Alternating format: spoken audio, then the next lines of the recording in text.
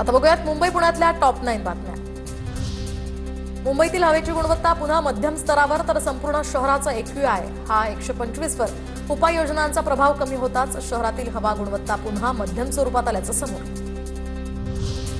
भाड्याच्या घरांसाठी सुद्धा टप्प्याटप्प्याने रक्कम भरणार तर आता मुंबई मंडळाची मार्चमध्ये जाहिरात निघणार। निर्माणाधीन प्रकल्पातील घरांचा सोडतीत समावेश। 25 वर्षांनंतर चितळसर मानपाडा म्हाडा सोडतीमध्ये न्याय तर घरासाठी 52 ऐवजी 36,51,000 रुपये आकारणार। 2000 साली काढलेल्या सोडतीमधील 156 विजेत्यांना मोठा दिलासा। मुंबई लोकलच्या केबिन बाहेर सीसीटीव्ही लावण्यात येणार। लोकलच्या मोटरमन केबिन समोर होणाऱ्या अपघातांचं योग्य कारण आणि विश्लेषण यासाठी मध्य रेल्वेचा हा निर्णय। वाहतूक कोंडीत पुणे जगात 5वं। सर्वाधिक वाहतूक कोंडीत बंगळुरू दुसऱ्या क्रमांकावर तर मुंबई 18व्या स्थानावर। पुण्यामध्ये 110 ब्लॅक स्पॉट्स। हडपसर, कात्रज, वारजे या परिसरात धोकादायक ठिकाणं। शहरात रस्ते वाहतुकीचा वेग वाढत असताना अपघातांचा धोका सुद्धा वाढत असल्याचं समोर।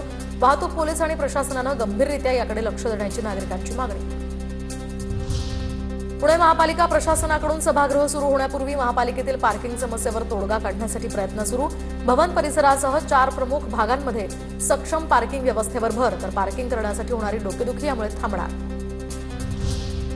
दूषित पाणी पुरवठ्याच्या तक्रारीनंतर पुणे महापालिका सतर्क। दूषित पाणी पुरवठ्याकडे या ठिकाणी लक्ष देण्याची मागणी। दरम्यान नागरिकांच्या आरोग्याला यामुळे धोका निर्माण झाल्यानं तातडीच्या उपाययोजनांसाठी 20 कोटी 20 लाख रुपयांच्या कामांना मान्यता। पुण्याच्या दौंडमध्ये भुसार मालाची आवक घटली तर भाजीपाला, कांदा, लिंबांचे दर सध्या स्थिर। केडगावमध्ये उपबाजारात मोठ्या प्रमाणात कांद्याची आवक वाढली।